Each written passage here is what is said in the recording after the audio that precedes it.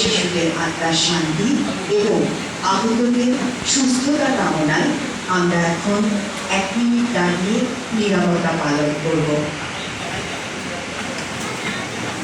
একই সাথে যে সমস্ত শিক্ষক এবং দিনে নিহত হয়েছেন এবং যারা আহত হয়ে হাসপাতালে কাজ করছেন তাদের সবার প্রতি আমরা সমবেদনা জানাচ্ছি এবং আমরা তাদের স্মরণ করছি। সম্মানের সাথে আমাদের নীরবতা শুরু এখন থেকে।